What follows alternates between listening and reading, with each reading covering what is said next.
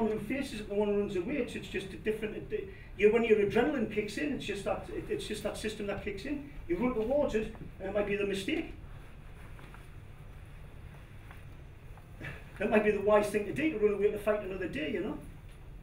So the confidence aspect came into it, and he said, listen, he says, Bernadette, me sister, Helen, me wife, and Aidan, my brother-in-law, he says, they've got personal trainers at the moment, and they're useless. So he got us through 3 clients, and then from there, just built it up. You just built it up. And you build it up, basically, you've got to know what you're talking about, first of all. Like, it's pointless winging it and just bullshitting and whatever. You know, you can introduce that to an element to a degree, but you've got to know your subject, you know. I went away for 2 weeks to do a course with Premier Development, a big company, massive company, ex-army boards and everything, who teach you. It's a lot of money to do it. I think at the time it cost $2 grand or something at the time to do it. Went away, did that, then I went to Newcastle College at Rye Hill and studied weight management, nutrition, gym instructing, and loads of other flexibility, speed, agility, quickness, and all the other stuff and Sunday that goes with it. And but I did that in conjunction as I was building the client base up. But the only way you can build a client base up is on your ability and on your results. Nobody is gonna employ you, whether you're a plumber, a personal trainer, a car mechanic, or whatever, or a footballer, if you're any good. Do you find them any good? I've got one of them. Any good? Do you find? Yeah. Bullshit, isn't it? Scratch your ass while you're picking your nose. But nobody's going to employ you if you you have to edit some of this, Ozzy. I don't know, mate.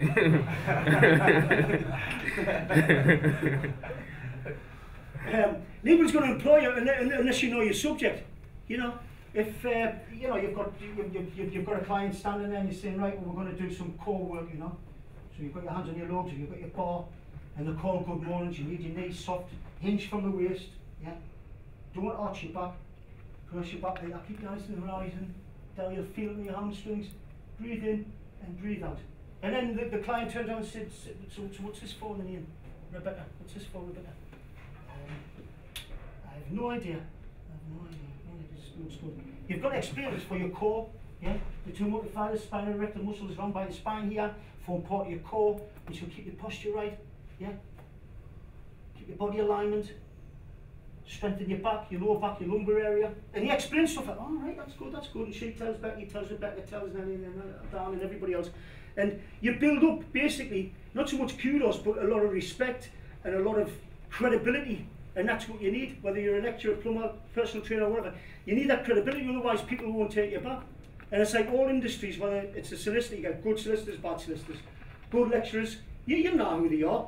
You know, some might not be particularly bad, they might not just fit into what your way of thinking is, you know, what your perception is of a decent teacher or a lecturer, you know, a principal or whatever. And it's the same in any industry, you know. As you get older, you become more cynical, you don't trust anybody, you know. That's whether it's the plumber or the personal trainer, you know. You're like, look, you know, you'd say, Dave, you know, you've got your kitchen fitted. I recommend, I'm pretty adverse to recommending anybody, you know. You know, the kitchen fit you recommended, well, the doors are hanging off and the sink's flowing and whatever. So you've got to build up with credibility.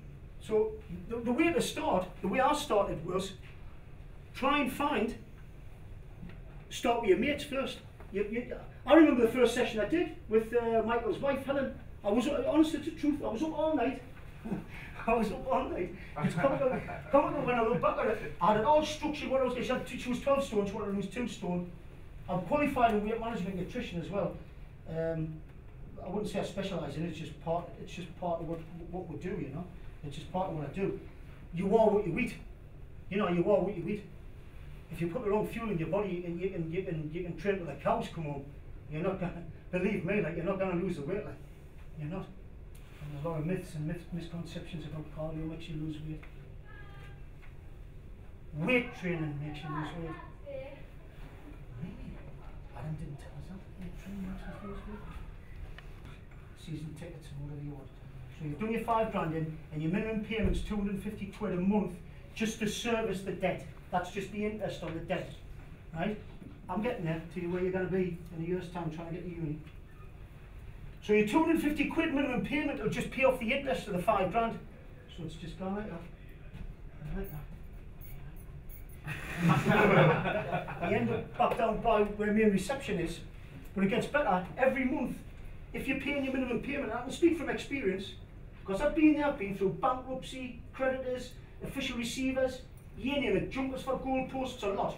I don't know how that, sometimes it's just a blur and you don't know how you've got through it. How did I get here? You know, it's just all happens that quick. But survival instincts, you've got a fighter, you see. Sometimes with fighters, I forget who said it, it was a PV solicitor or somebody said it.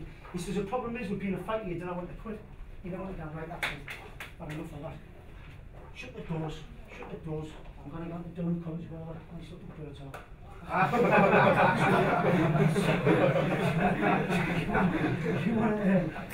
So you didn't know when to quit. So you've got your credit card there and your 250 grand, 250 quid minimum payment on it, and you're just paying the interest. And the interest rates are sort of like 29, I don't know what the APR is now, annual percentage rate. It was at the time 29%, 29.9 or something. They may as well have said, oopty dumpty, you know what I mean? You just knock, it just gives the cash. It just gives the cash. I've got some little bit, that's what one of them was for buying stainless steel little bins for the gym, believe it or not. And we're like, you got that? Credit card. Your next month, it's not 250 quid, your minimum payment is 257 quid, for argument's sake. Yeah? And so on and so forth. It goes. So to service that debt, the UK, us, or your mums and dads, inadvertently it will be used indirectly because you'll suffer through student loans, AMA. Yeah.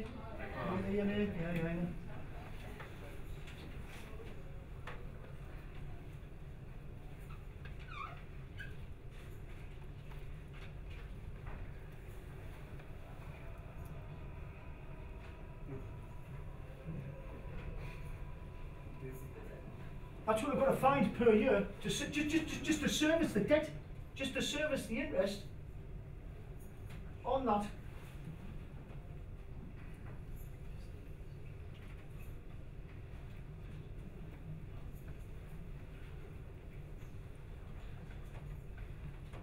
On that sovereign debt, yeah? 1.2, and that's rising all the time. That's rising all the time because things like hospitals, colleges, lecturers' pay, which is not a lot, and I will testify to that. Transport, libraries, dinner ladies, lollipop, you name it. Public sector, firemen, policemen even. Policemen, our favourite people. Yeah, yeah, policemen even. They're getting cut. Everything's getting cut. Because they've borrowed money. It's another story, like the bank thing, that's another story. But suffice to say, that's what's got to be paid. And it's getting bigger and bigger and bigger. See them, haven't you? The Anti-Enjoyment Committee. Yeah. The weapons of mass destruction around here. The gas, handcuffs, the tasers, gravers, stab vest, and knee protection on their arse when they inject them. So, police officers, using storage, open to corruption. Chief Constable Dooley Dundar said this all must stop. The reason why people take them, and there is a lot of, I mean, she says there's a lot of pressure on young people to have the perfect physique. But again, you know, whether you're a woman or you're a bloke, you see Men's Health, you see, you know, the fashion shows, you see it, you know, everybody's got to look to a certain stereotypical pattern, you know. You know, the six-pack and all the women, you know, maybe want to look like Cheryl Cole or whoever, or Beyonce or whatever. Yeah, that's not the real world, you know. The real world is we're all different. We're all different. From the smelly ugly ginger kid who James DeGill was mouthing off about, to Brad Pitt. Everyone's different. But tech and storage basically, it's a quick fix. The day work, there's no doubt about it, the day work. I know loads of lads that's been on them.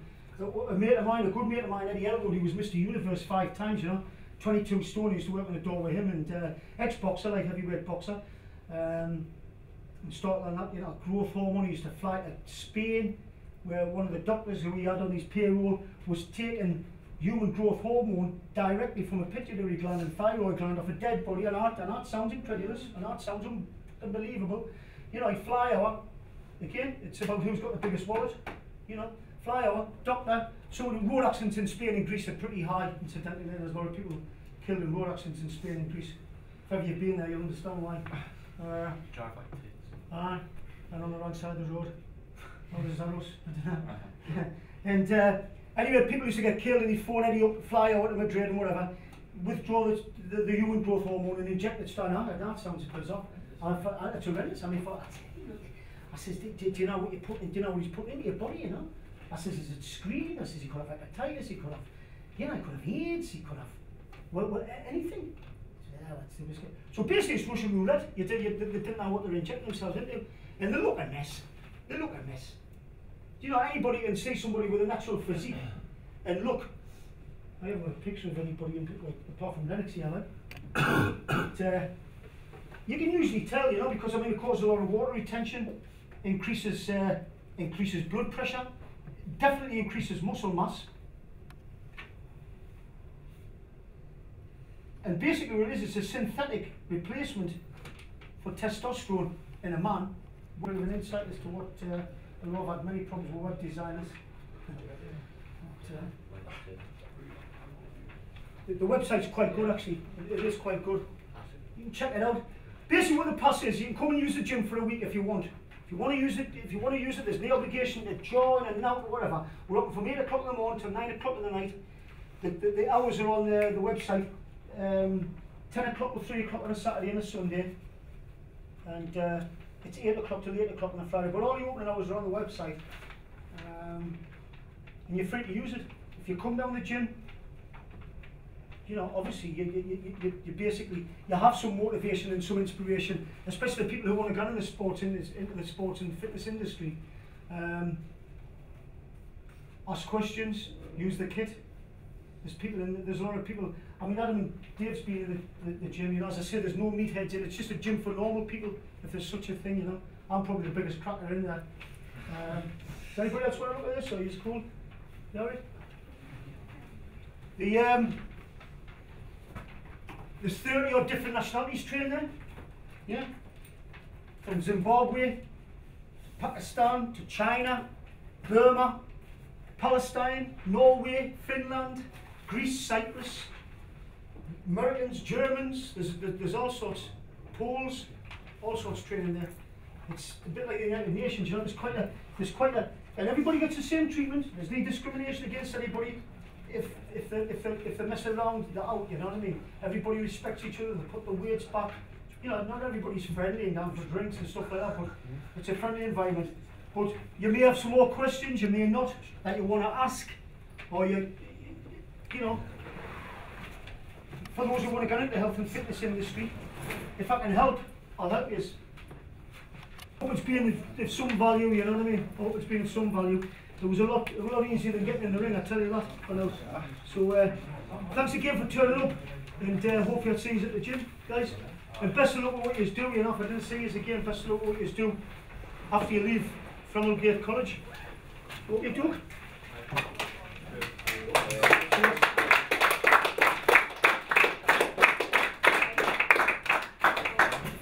Thanks very much, Ian. Cheers, mate. If anyone wants to have a big crack for Ian before he leaves, you can. Yeah, everyone else can get yourselves off. Thanks very much for listening as well. Cheers, thanks for being attentive. A lot more attentive than I thought this was.